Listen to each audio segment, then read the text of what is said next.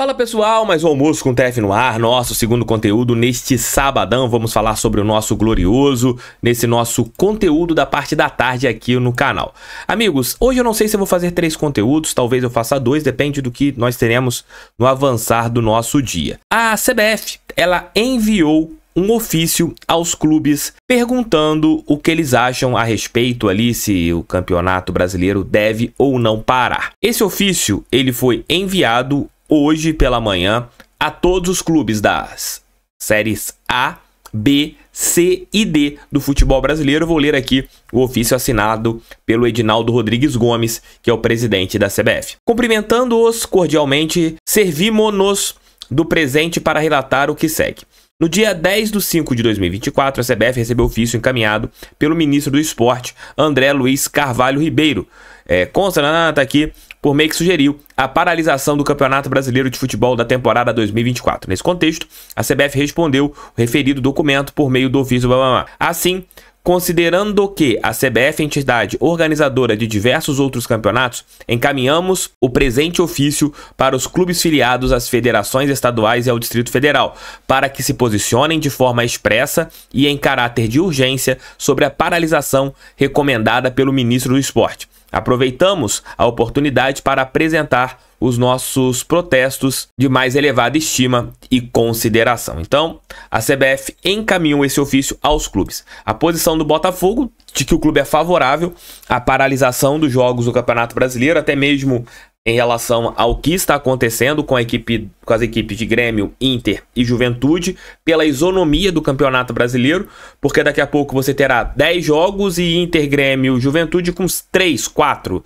Então, para você ter a isonomia do futebol brasileiro, o Botafogo é favorável sim à paralisação. Ainda não expressou isso em nota oficial, mas claro, vai expressar a CBF em relação a esse ponto do Botafogo ser favorável à paralisação do futebol nacional até que você tenha mínimas condições no sul do nosso país. Então vamos aguardar as próximas horas para a gente entender o que vai acontecer. Alguns jornalistas que estão mais por dentro do dia a dia da CBF acreditam que o campeonato pode parar até na próxima segunda-feira. Também alguns jornalistas sul-americanos dizem que talvez a Comebol, por causa da Libertadores e também da Copa Sul-Americana, você tem que mexer com algumas situações de Grêmio e Internacional, nem que seja garantir as vagas para as equipes numa competição sul-americana no próximo ano. Então você tem vários pontos que estarão sendo conversados nos próximos dias. É algo atípico. O que está acontecendo no sul do país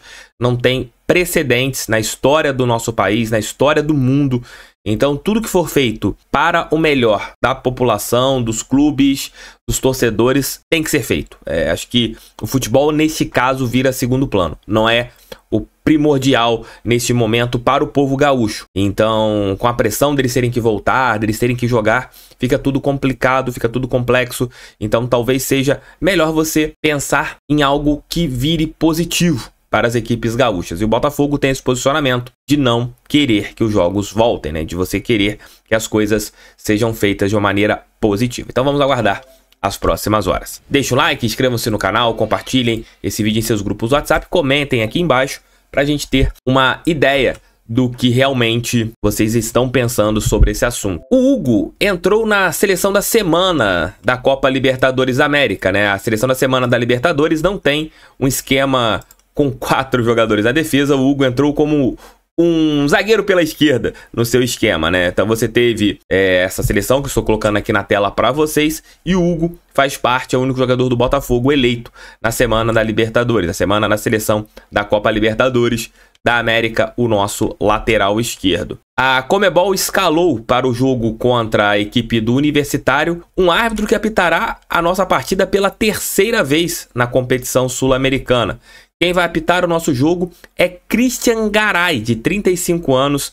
Ele já apitou Botafogo e Aurora lá em Cochabamba, e também a nossa derrota para a equipe do Júnior Barranquilla no estádio Newton Santos. Sinceramente, eu nunca vi isso numa competição tão curta, um árbitro apitar 3 vezes a mesma partida, né? O Christian Garay ele será o responsável por Botafogo e Universitário, jogo lá em Lima, na próxima quinta-feira, às 19 horas. Botafogo ainda não divulgou a lista dos relacionados, não sei se vai divulgar hoje, mas existe a expectativa que o Eduardo faça parte desse grupo, talvez não para jogar amanhã, e sim se preparar para a partida de quinta-feira lá no Peru. Então vamos esperar para a gente entender quantos jogadores o Botafogo vai levar para esses jogos que acontecerão na sequência, né? Esse jogo tanto da próxima quinta-feira e também de amanhã contra a equipe do Fortaleza. E a gente tem que entender como o Botafogo vai se preparar para estas partidas. Queridões, queridonas, a gente tem se falado muito em relação ao que o Botafogo tem e o que o Botafogo precisa. Todo mundo sabe que o Textor tem interesse no Thiago Almada para ser um jogador central. Ainda o esquema tático do técnico Arthur Jorge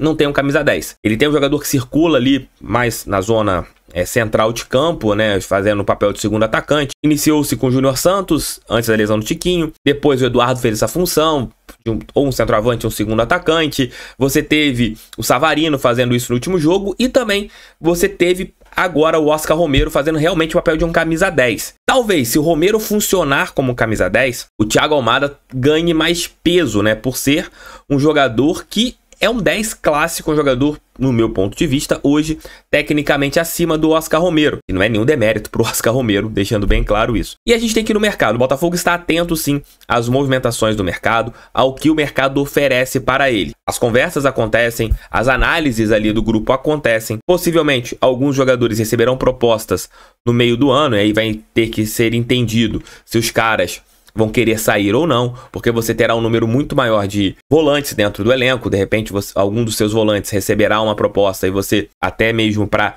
desinchar a sua folha salarial, vai ter que fazer uma negociação ou outra. Na segunda janela, já o caminho do Botafogo para a temporada mais definido. Nós já saberemos esse mês se o Botafogo estará, por exemplo, nas oitavas da Copa do Brasil, nas oitavas da Copa Libertadores, ou se o Botafogo estará apenas disputando o Campeonato Brasileiro. Por isso que esse mês de maio é importante, até mesmo pensando na segunda janela. Por isso que agora é muito difícil você parar e pensar quantos jogadores o Botafogo precisará contratar, quantas peças precisaremos ter no nosso elenco.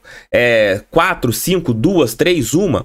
Claro que o Botafogo vai contratar. Já tem 2 reforços certos, vocês já estão carecas de saber, que são Alan e também o Igor Jesus, e outras posições também o Botafogo avalia no mercado. Mas esse mês será muito importante para as definições da segunda janela, porque se nós estivermos nas 3 competições, com certeza os reforços serão ali de jogadores que virão para realmente agregarem bastante. Aí você pode fazer propostas fortes no mercado, você pode investir um pouco mais pesado. Se você tiver em 3 frentes, se você estiver em 2, os investimentos mudem. Se você estiver em uma, aí você talvez tenha um investimento um pouco mais tranquilo. Vamos colocar no caso da Libertadores.